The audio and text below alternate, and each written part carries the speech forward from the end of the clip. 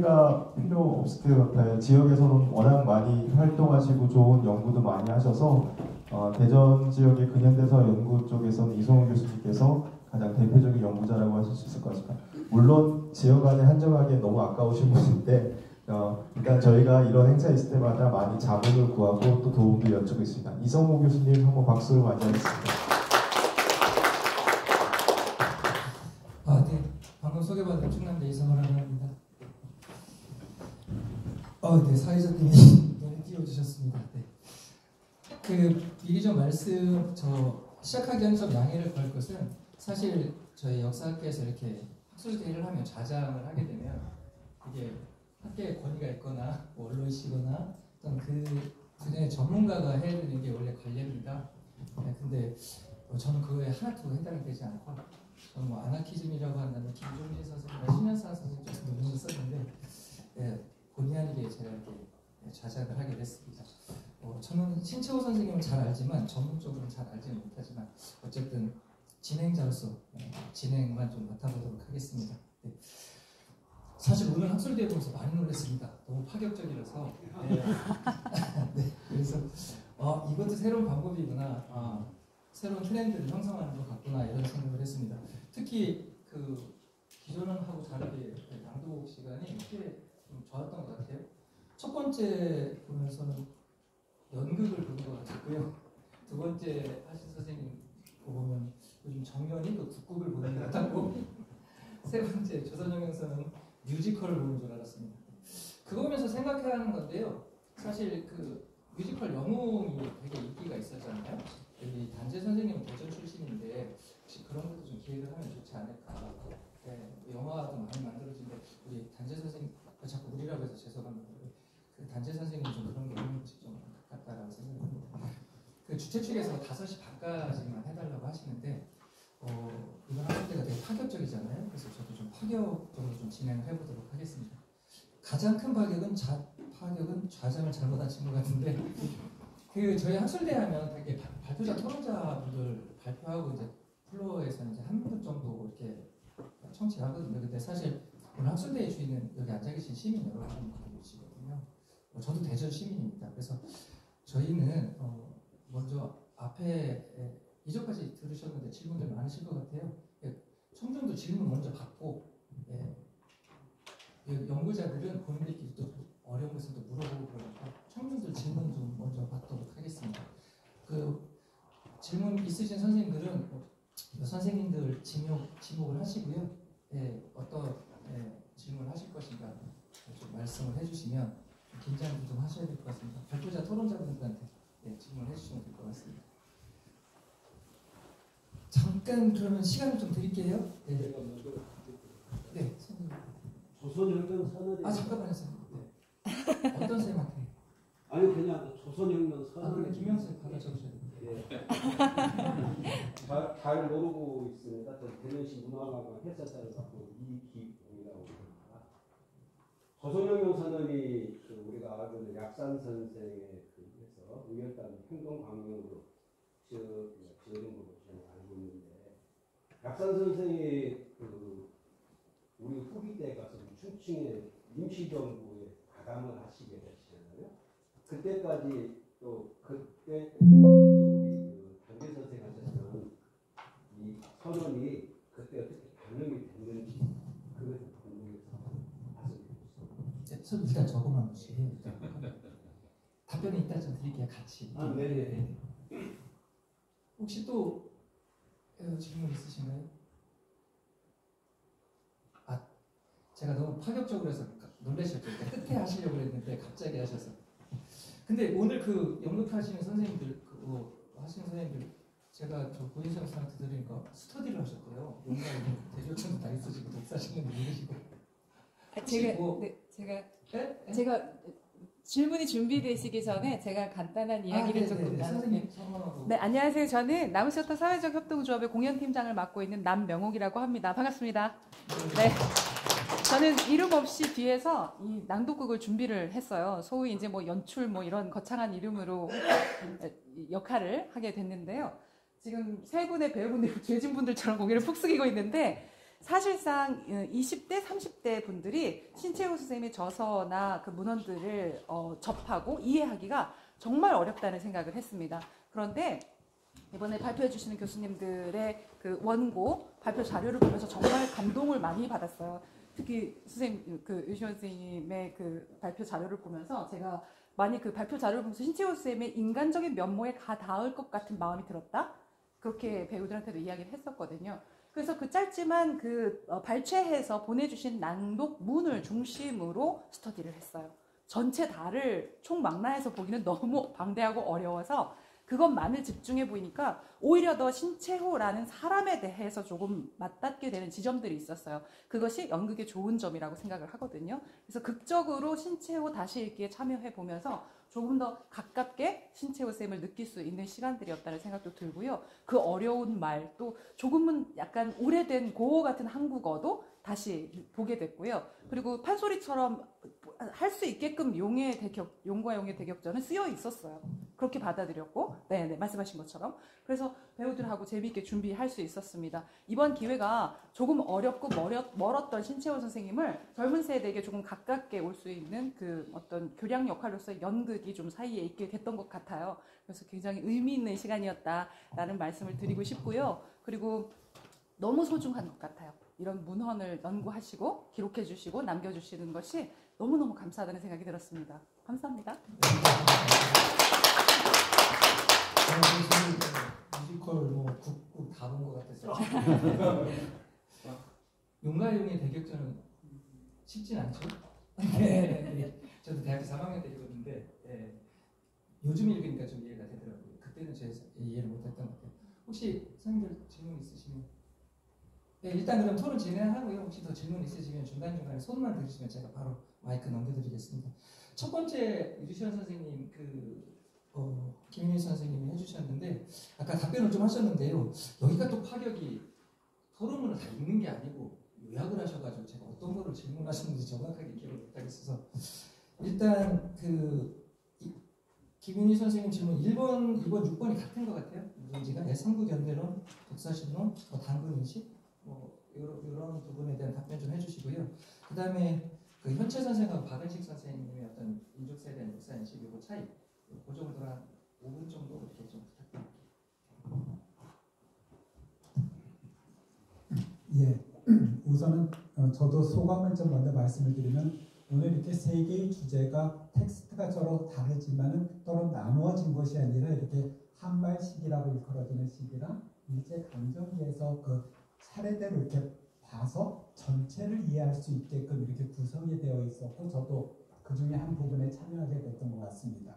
더불어서 이렇게 여러 전공자들 선생님들끼리 같이 모여서 많은 배움이 있었습니다. 특히 아까 시문 이야기를 하면서 제가 크게 잘못했던 부분이 하나 있었는데 새로 이렇게 말씀 듣고서 이렇게 바뀐 부분이 있는데 이제 김이 3.1운동 이후에 이제 중국에 가게 되는데 신채호를 만난 건 1920년이라고 이렇게 지금 바꾸도록 하겠습니다. 작은 한 부분이지만 어쨌든 여러 전공자들이 신채호라고 일컬어지는 하나의 상을 갖다가 조금 더 가깝게 만들어줄 수 있는 데 기여했다라고 하는 그 점에 대해서 저 역시도 감사드립니다.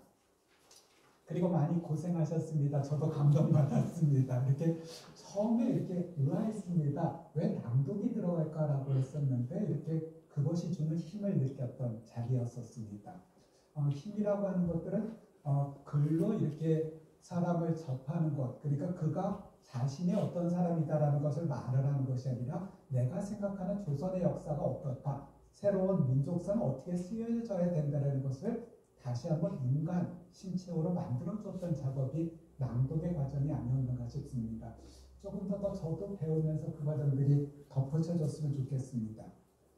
김민희 선생님이 주셨던 질문들은 저 역시 이렇게 아까 답을 드렸던 것이 아직 자신 없는 부분들에 관한 예리한 질문들이었었습니다. 당대 굉장히 독보적이다라는 것, 그러니까 다른 분들의 학설과 다르다라고 하는 것은 굉장히 독보적이면서 항상 긴장관계를 갖는 것이 그 대중성들 내지는 합법성들 아니면 그 학문적 시민권을 얻기에 굉장히 어렵다라고 하는. 그래서 중간에 나왔습니다. 이렇게 아직도 신채호의 주장들은 아직도 한국 학계에서는 그 적은 부분에서 아직 인정을 받고 있는 그러한 부분이라고 이야기를 하고 있습니다. 동시대 그보다 조금 많은 연배 분들 약간 많았던, 그러니까 1880년생에 비하면 이제 한 20살 정도 많았던 박은식과 현채 20살이 넘는 분들과 분명히 같은 학문적 배경 속에서 그리고 동일한 근대 지식들을 갖고 있으면서도 차이가 왜 있었는지는 잘 모르겠습니다. 하지만 그가 역사 공부를 했던 것들은 그냥 조금 제 생각을 덧붙이면 당대 물음에 대해서 조금 더 정치적, 사회적 물음에 대해서 밀접하게 고민을 하면서 그것들을 과거를 통해서 보고자 했던 것들이, 물론 다른 부분이 그러지 않았던 건 아니지만 그것들이 조금 더 치열했던 것 같습니다. 그리고 이렇게 아나키즘 이야기가 그 뒤에 질문이고 이제 추후에 답이 주겠지만은 당대 제가 공부를 해왔던 여러 근현대의 인물들을 보게 되면 변화를 두려워하지 않았던 굉장히 드문 경우였었습니다. 하나의 학설, 특히 유교를 갖다 믿었었고 유교를 기반으로 성장했던 지식인 가운데서 사회주의자가 됐던 경우들은 조금 더 자주 만나게 되는데, 그거보다 더 파격적이라고 일컬어지는 아나키즘까지의 변화들을 보게 되면 신체로 맞다 틀리다 좋다 그르다 아니면 그분이 그 본받아야 된다 아니다를 넘어서서 최소한 어떠한 사상과 이념을 자신의 것으로 소화를 하고 받아들이는데 굉장히 두려움이 없었던 분이다라고 하는 것들이 아마 이분들 여기서 이야기되는 같음과 다름이 무엇이냐라고 물어보면은 저는 그쪽에서 조금 접근해보고 싶은, 아직은 정해지진 않았고 답은 없지만 그러한 것으로 말씀을 드리고자 합니다. 네, 생각합니다. 김인생 혹시 더 네, 하실 말씀 있는데 시간 줄여주시는 거죠? 김진환 선생님께 좀, 그리고 저도 좀 저는 뭐 좀 전문인 걸 안 하니까 저희가 아나키스트라고 하는데 그 서울대 한양대 박찬승 교수님 좀 당시 이 무정부주의 운동을 했던 분들이 무정부주의라는 용어를 쓰니까 지금 우리가 현대적 관점에서 아나키스트로 하지 말고 무정부주의 운동 이렇게 하자라는 논문도 계속 그렇게 쓰시더라고요. 용어는 좀 어떻게 해야 될지, 아까 김 여생 토론문에 듣는데 동방 무정부주의 운동이나 그런 문제, 그런 문제도 좀 아무 분이나 답변 좀 해주시면 고맙겠습니다. 네. 두 번째 주제 이따가 용가용의 대격전입니다. 네. 김전 선생님 발표하셨고 김승환 선생님 토론해 주셨는데, 선생님도 제가 좀 요약을 해서 그냥 질문 드릴게요. 두 번째, 세 번째 질문 합쳐서. 네. 그러니까 문제는 이제 그 신지비사라든지 대도 논문이라든지 이런 것들하고 역사를 어떻게 접목시킬 것인가, 또 문학과 역사의 경계를 누릴 것인가. 사실 저희가 용가용의 대격전을 사료로 인용하지는 않거든요, 역사적으로. 선생님들은 이제 이걸 갖고 계속 논문을 쓰시니까 과연 문학과 역사 이걸 어떻게 정의를 해야 될 것인가. 이게 이제 가장 일정하게 간재 선생님은 뿐만 아니라 1916년, 그다음에 용가용에 대해서 1928년. 이 부분이 제일 저는 사실 궁금하고 토론자 선생님도 그걸 제일 궁금해하시는 것 같아서 요약해서 좀 선생님도 5분만 드릴게요. 아까 꿈하늘이 이제 꿈하늘이 그 북한에 이제 보따리 속에 있다가 그게 1964년 이제 거기도 이제 문학신문하고 일단 거기 발표됐습니다. 그리고 66년에 이제 용가용의 대격전이라는 이 작품집에 실렸거든요. 근데 그때 실릴 때가 이 발표문에도 얘기해놨는데 요즘 페이지로 한 10장 정도가 빠져 있습니다. 그걸 빼고 어떻게 보면 편집을 했는데 그 뺀 부분이 제가 아까 논의했던 진단 구변국도와 관련된 부분입니다. 그거는 그 부분만으로 보면은 사실 역사적인 어떤 기록에 가깝습니다. 근데 전체로 이해를 하려고 하면은 그런 맥락 속에서 어떻게 보면 이제 주장이 나오고, 또 어떻게 보면 그 한 놈이 나중에 이제 도령꾼 노는 곳이라는 이 화랑들의 어떤 그런 정신, 난가사를 이어받는 것, 그쪽에 가는 걸로 나오는데, 그 역사적인 부분들을 빼고 어떻게 보면 이 단제를 이해하는 것은 이 단제를 이해하면서 문학만 갖고 얘기하겠다라는 거 똑같거든요. 지금 그 아까 이 독사실론이라든가 또 뭐 조선사죠, 조선상고사, 조선상고문화사 이런 데도 보면은 그 문학에 가까운 표현들이 굉장히 많이 나와요. 단제가 이제 꿈하늘에서도 뭐 어떻게 보면 이 전설이라든가 이언이라든가 이런 걸 참고하겠다라고 했는데 그 예를 들어 가신동전 해가지고 연개소문이죠. 그 관련된 어떤 이 기록들을 싣기도 하고 그 단제에게 있어서 우리가 뭐 이 문사철이라고 할 때 이 문학과 역사가 물론 이제 그 작품 속에서는 이제 뭐 우리가 그 연구를 하면서 이건 문학이다 이건 역사다라고 하는데 그런 어떤 의식 속에서 나온 거기 때문에 그 문학 다르고 역사 다르고라고 저는 보지 않고요.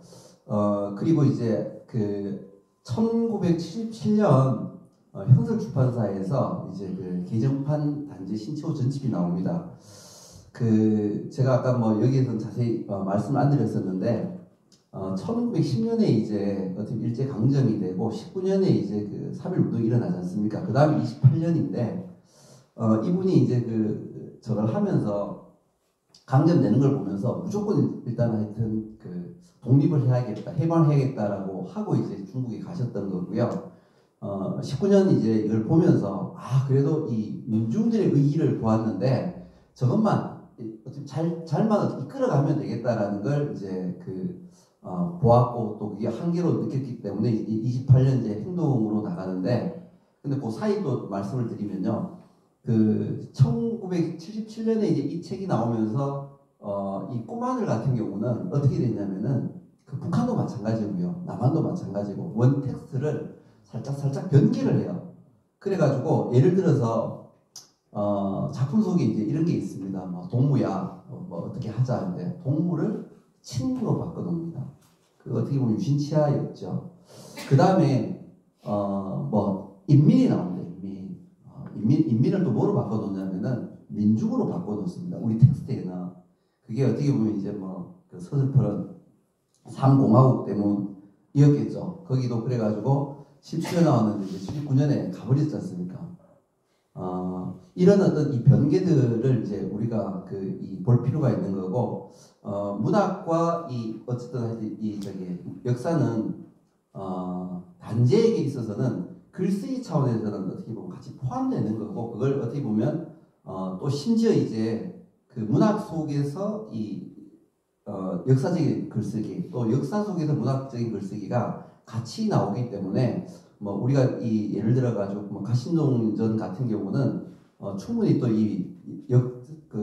역사 속에 들어있지만은 또 문학으로 다룰 수 있는 그런 여지들이 많습니다. 네, 감사합니다. 사실 저는 영가용의 대격전을 예전에 읽었는데 그거 읽으면서 단재 선생님한테 많이 실망할 수 있습니다. 왜 그러냐면 상제가 죽지를 않고 쥐가 돼요. 그 상제가 사실 일본 왕이거든요. 네, 상제가 일본 왕인데 사실은 단재 선생님 같으면 이게 죽음으로 몰아갈 것 같은데 쥐를 변해서 쥐구멍으로 가는 걸 보내셨습니다. 저는 그래서 단재 선생님이 좀 그 상제를 죽여줬으면 했는데 죽이지 않으시더라고요. 혹시 뭐 플로어에 질문 있으십니까? 잠깐 여기 네네네. 김서리원 교수님에게 잠깐 묻었는데 아까 화면에 잠깐 지나가서 잘 못 봤는데요. 은과를 격전이라는 소설을 썼잖아요. 그 원고에가 다 지나가더라고요. 근데 신채호라고 안 쓰리고 연시몽이 한번 그 내용하고 소설 제목하고 무슨 연관성이 있는지.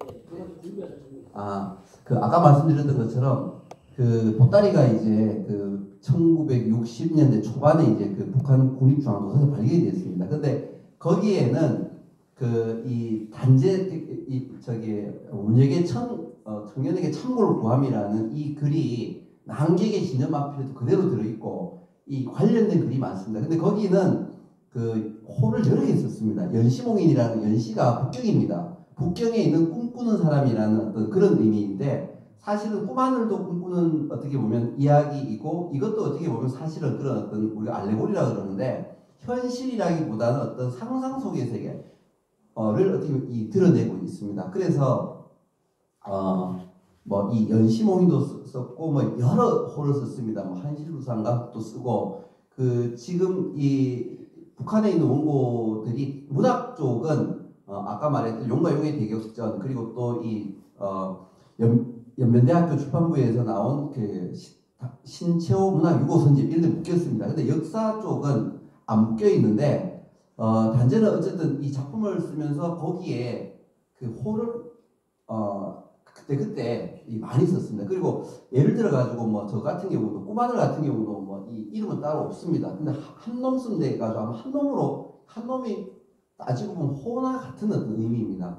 그 연시몽이라는 것은 그 북경에서 그냥 어떤 그 꿈꾸는 사람이라는 어떤 의미고, 그리고 아까 말씀하신 왜 어떻게 보면 지구멍으로 도망갔느냐라는 게 아까 이제 상제는 천자로 어떻게 보면 쓸 수가 있습니다.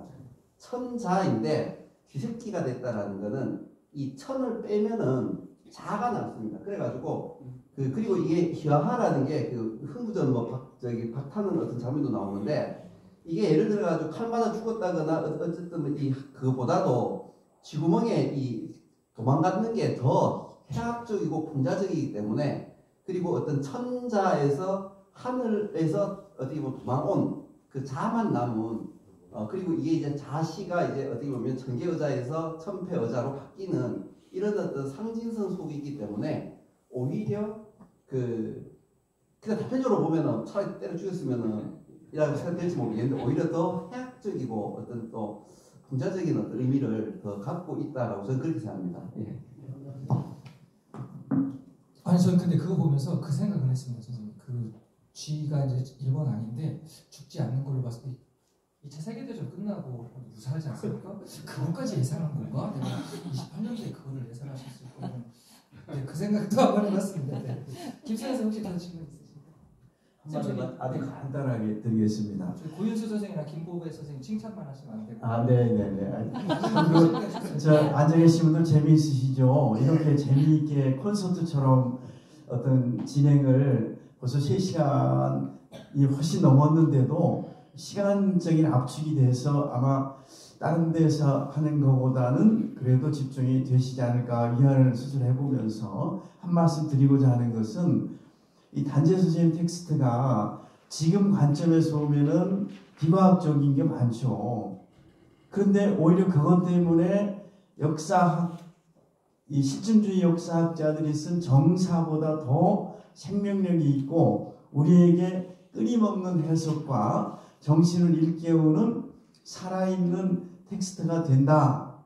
그러니까 역사, 언론, 문화, 이 사상, 독립운동사가 다 통속되어 있는 바로 그 불확정성의 생명력이 단지 텍스트의 가치인데, 그것은 옆에 계신 김지원 선생님께서 이미 같이 천안에 있는 독립기념관에서 전집을 실증해서 완벽하게 낸 게 있습니다. 그러니까 그걸 같이 보면서 통섭의 단지의 연구사를 만들어가면 좋겠다, 이 말씀으로 토론 대신하겠습니다. 네. 뭐 답변할 건 없으시죠? 없어야 됩니다.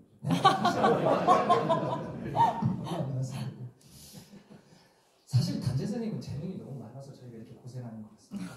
역사만 하시든지 독립운동만 하시든지 저도 설명서만 쓰시든지. 네. 마지막인데요, 김명석 선생님 발표에 대해서 이제 강정호 선생님 해주셨는데, 선생님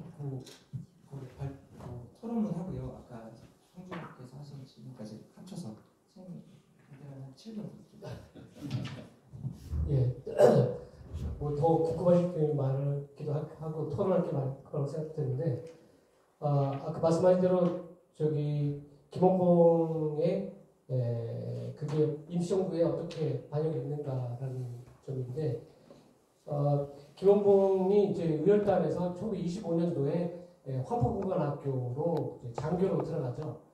그런데 그 사실은 모든 저기 그 상황 문제 선전물이라든가 홍보물은 다 유자명이 대부분 집필을 했고 썼습니다. 조선일보에서도 마찬가지로 엄청 굉장히 영향을 줬고요. 그러다가 김홍봉은 이제 나중에 저기 약간 좌쪽으로 레닌주의 뭐 이런 것도 하다가 그런데 민족혁명당을 저희 30년도, 35년도 일본을 만드는데 그러다가 그 민족혁명당 강령을 보면은요, 이 조선혁명선언에서 대부분의 영향이 굉장히 많이 들어가 있다고 생각됩니다. 아까 보여줬던 의열단 20개 강령이 거의 그대로 저희 민족혁명당의 강령으로 들어가고요. 그 다음에 민족혁명당이 이제 만든 또 다른 군대가 이제 조선의용대죠. 조선의용대가 그 다음에 좀 있다가 우리 광복군의 주축이 광복군 이지대의 주축이 되고 그런데 이 민족혁명당과 김구 선생의 그 독립당이 합쳐지면서 좌우합작이 되면서 42년도에 우리의 건국 강령이 이제 내용이 들어가잖아요. 건국 강령의 내용과 그때 조선혁명당의 강령이 굉장히 많이 반영이 됩니다. 그래서 그 얘기는 제가 볼 때는 조선혁명 선언의 중요한 내용이 조금 더 구체화된 게 의열단 20강령이고 이 의열단의 강령이 바로 민족혁명당으로 바로 연결이 됐고 민족혁명당의 강령이 우리 대한민국 건국강령의 중요한 기초가 됐다. 이렇게 연결될 수 있습니다. 그런 면에서 우리 조선혁명선은 굉장히 우리에게 우리 대한민국을 만드는 기틀에 굉장한 뼈대를 이루고 있다. 이렇게 저는 생각이 들고요. 그런 면에서 아까 두 번째 또 얘기하신 점에서 상당히 저도 들으면서 큰 감명이 왔었는데 밀양에 가면은 의열 기념관이 있잖아요. 그래서 의열단 기본봉과 영화에서 난 밀양 사람 기본봉이요. 이 말 때문에 이 영화다가 거기 기념관이 생겨지고 거기가 중심이 됐는데 왜 대전에서는 죄송합니다. 네. 근데 저는 그런 면에서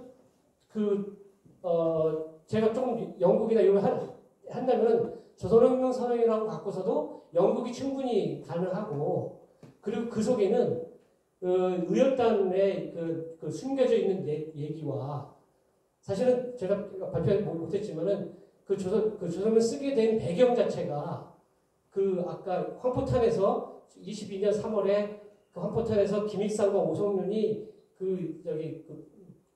총수가 죽였는데 마침 그게 맞은 사람이 미국 여성이었다는 거죠. 그래서 그것 때문에 막 이 테러리즘에 대한 반대가 막 일어나고 임시정부 조선 반대가 일어나니까 그런데 또 거기서 반전이 임시정부 의열단 사람들이 가서 총 맞아 죽은 사람의 남자를 찾아가서 얘기를 하니까 남편이 감동해서 우린 한국 독립운동을 지지한다. 이렇게 해서 이게 또 바뀌었잖아요.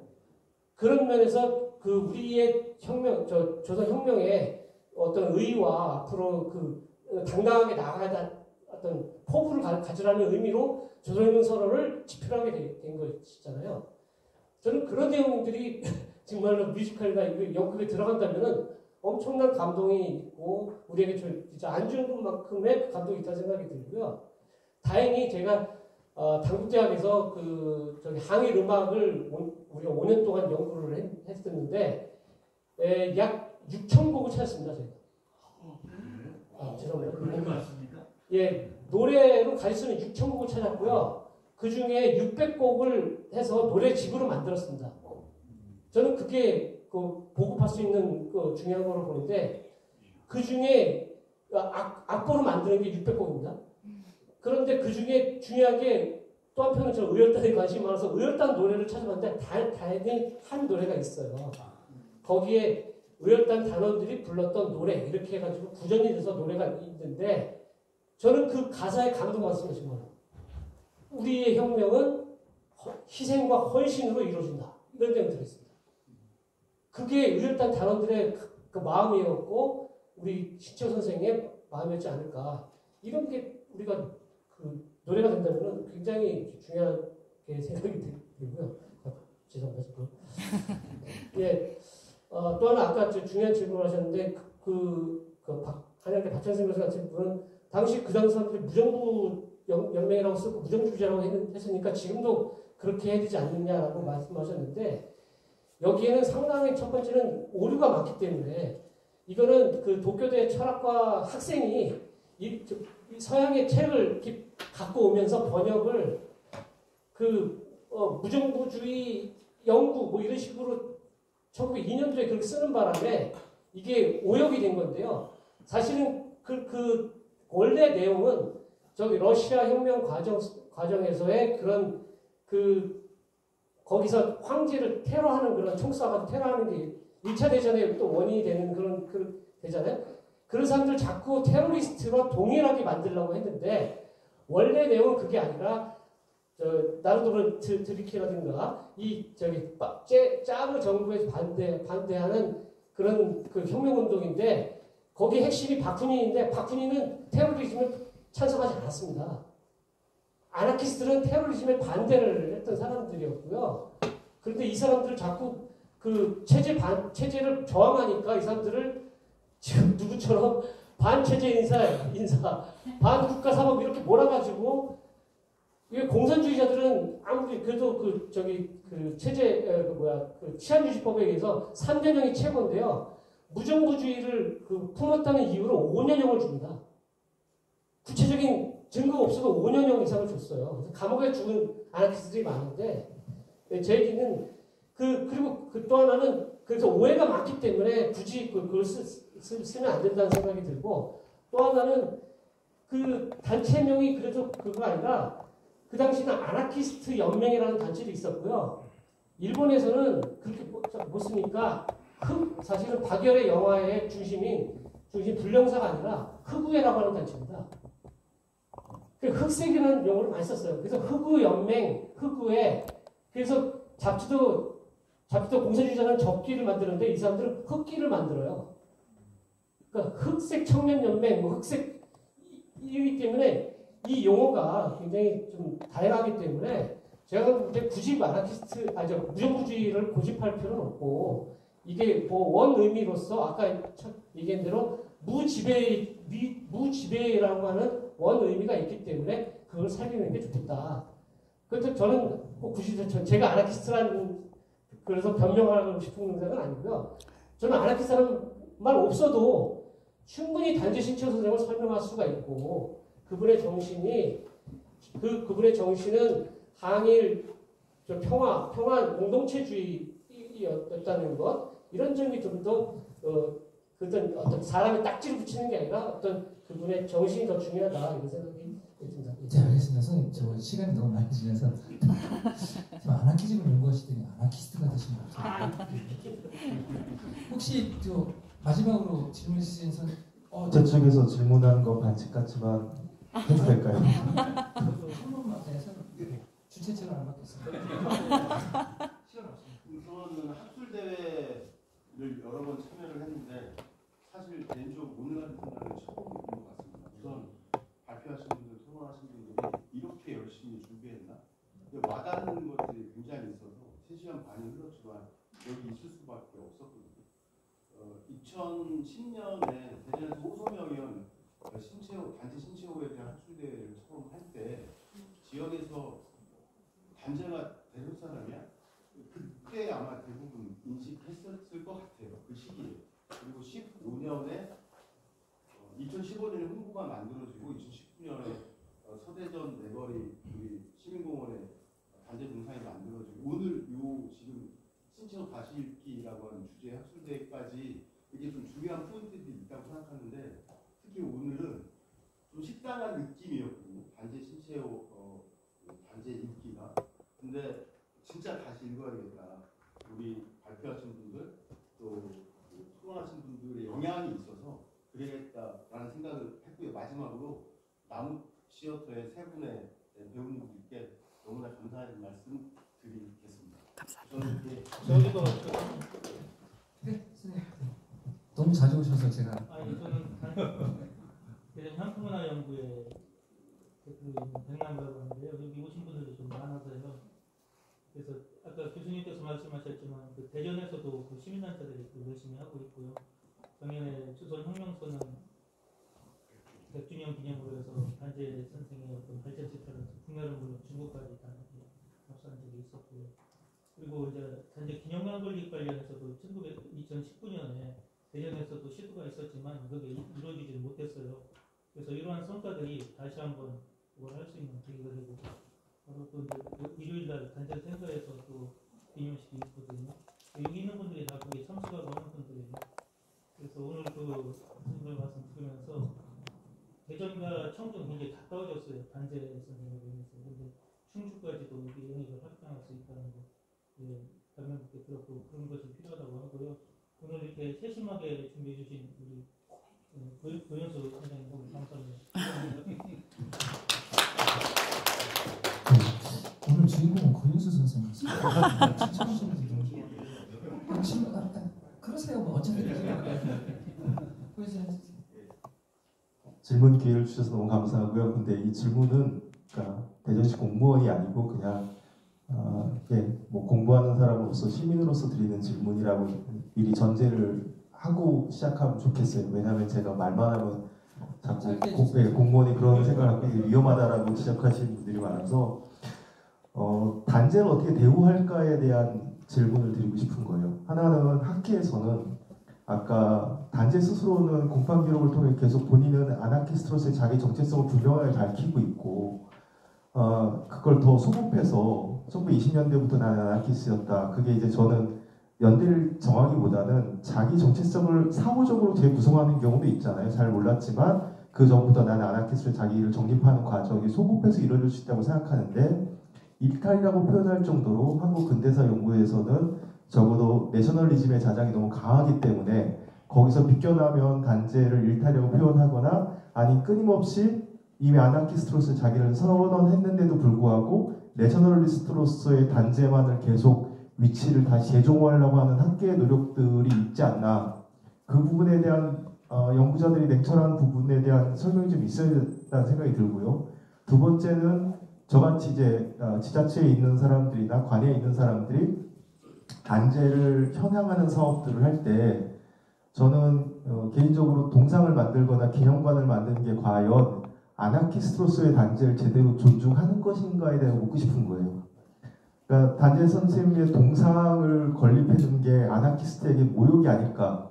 예, 일정한 부분. 그리고 그를 현양하고 어떤 신화화시키는 그 기념관을 거대하게 만드는 것도 아나키스트에게 어울리지 않은 방식의 현양이라는 생각이 드는 거예요. 근데 많은 시민들은 그게 필요하다고 요구를 하는데 적어도 저희가 생각하는 단체를 제대로 존중하는 방식은 그런 식의 대형 모니먼트를 만드는 건 전혀 아나키스트로서의 단체를 존중하는 게 아니다 라는 생각이 들어서 학계에서도 단체를 어떻게 보면 온전히 존중하는 방식을 제대로 찾고 있는가에 대한 의문점, 그리고 지자체나 다른 이렇게 저희 단체를 기리고자 하는 방식도 아주 구태의연하거나 오히려 모욕감을 줄 수 있는 방식으로 단체를 춘향하고 있는 건 아닌가라고 하는 반성 속에서 조금 힘들어하고 있는데 그런 부분에 대한 어느 분도 괜찮겠지만 좀 말씀을 해주시면 이 정치분열적인 상황에 좀 벗어나는 데 도움이 될 것 같습니다. 네, 알겠습니다. 김명석 선생님이 답을 하셔야 되는데 마이크를 드리면 너무 오래 하실 것 같아서 네, 유지현 선생님 혹시 가능하신가요? 아, 네네. 빨리 끝내라는 말씀이신 거죠? 네. 끝내기 전에 잠깐만. 뭐 학계 좀 하고 제가 한 가지만 말씀드리고 싶은 거는 아까 그 김준 선생님이 그 발표하신 그런 그 북한에 가 있는 자료들이 어디서 왔을까를 먼저 생각을 해보면은 사실은 상해에 아까 얘기했지만 상해 공산화 되기 직전에 상해에 그 신체화 학사라고 있었답니다. 그걸 조선학정관이라고 이제 명칭을 했고 자료도 남아 있습니다. 그래서 거기에 그 중요한 사람이 이하유라고 하는 분하고 정화암이 신채호 선생에 대한 자료들을 쫙 모았다고 합니다. 그것이 그 일부가 갖고 왔고 공산화되면서 저기 중국 공산당을 통해서 북한으로 들어가게 된 것이죠. 그런데 이것은 조선학정관은 사실은 저희 중국에서 세계 학정관을 만들기 위해서 중국 학정관, 일본 학정관, 조선 학정관 이런 식으로 하면서 만들어놓은 것인데 거기에 신채호 선생에 대한 그동안의 자료도 엄청 많이 좀 모아놨다고 하는데 저는 그러면서 그것을 오히려 복원하는 것이 우리 앞으로의 신채호 선생님을 제대로 그 연구하는 거에 온전히 민족 사학자뿐만 아니라 또 그 아나키즘 또 행동가 또 그런 문학가 이런 것을 온전하게 좀 하는 것이 더 바람직하지 않을까 이런 생각. 네. 제가 시간이 너무 많이 돼서 제가 일단 정리를 좀 하고 끝내도록 하겠습니다. 고 선생님 질문에 답을 좀 해드린다고 한다면 물론 단재 선생님 아나키스트죠. 개인이 절대적 자유를 추구했던 분, 억압과 지배가 없는 세상을 추구했던 분. 그런데 굳이 우리가 기념관을 만들고 동상을 만들어서 해명할 필요가 있느냐 이런 문제를 제기하셨는데 단재 선생님의 사상과 현재 우리가 단재를 아는 것은 다르다라고 생각을 합니다. 제가 충격적인 것은 대전 시민조차도 단재를 모르는 분이 많지 않습니까? 그리고 제가 학교에서 강의를 하면서 학생들한테 충남대 학생들인데 단재가 대전 출신이라고 놀라는 학생들이 많습니다. 이거는 문제는 있다라고 생각을 합니다. 저는 그렇게 생각을 합니다. 그분이 그런 생각을 갖고 있었다고 하더라도 우리 후세들이 그분 참 신기한 거는 단재를 모르는 사람은 없습니다. 대한민국에. 근데 단재가 대전 출신이라는 걸 아는 분은 거의 없습니다. 물론 대전만의 문제는 아니고 청주는 좀 잘하시죠. 단재 문화제도 하고 정말 열심히 하시는데 우리는 대전은 그런 것이 좀 없죠. 단재 동생이 서대전 사거리로 간 게 전적인 예라고 저는 생각을 합니다. 그래서 단재 선생님의 사상과 이념과 독립운동하고 우리가 현재 그분을 어떻게 기억할 것인가의 문제는 다른 문제라고 생각을 합니다. 그래서 제가 오늘 감사드리는 이유는 대전시가 단재 선생님 학술대를 벌써 3번째 하고 있습니다. 대전 시민으로 역사학자로서 한국 근현대사 연구자로서 일단 감사를 드리고요. 대전 시민으로서도 감사를 드립니다. 이 학술대회가 언제까지 지속될지 모르겠는데 계속 좀 이어졌으면 좋겠고 주제도 좀 다양하게 좀 했으면 좋겠다라는 생각을 합니다. 단재 선생님만으로 10회, 20회는 좀 어렵지 않습니까? 그래서 단재와 동지들이라든지 이런 식으로. 네. 아니 제가 저번 주에 홍범도 학술대회 갔는데 거기 주제가 홍범도와 그의 동지들이었어요. 그래서 제가 김자진 발표를 했거든요. 근데 홍범도 하니까 다른 사람들이 막 전향한 거야? 뭐 좌파야? 막 이러더라고요. 그래서 아니 나 김자진이라고. 네. 그러니까 이 방법론상의 문제가 오늘 기획 좋지 않습니까? 네, 이런 방법론으로 무엇인가 새로운 거를 시도를 하시고 학술대가 계속 됐으면 좋겠고 단재 선생님 현장 사업은 대전시도 좀 나서야 될 때가 아닌가 저는 이렇게 생각을 합니다. 네, 저도 말이 길었는데 오늘 학술대 끝까지 제가 학술대 여러 군데 가는데 이렇게 끝까지 남아 계시는 거 정말 처음 봤습니다. 오늘 정말 충격적인 게 너무 많습니다. 네. 다들 고생들 하셨고요. 네, 내년에 또 뵐 수 있는 거죠? 박수!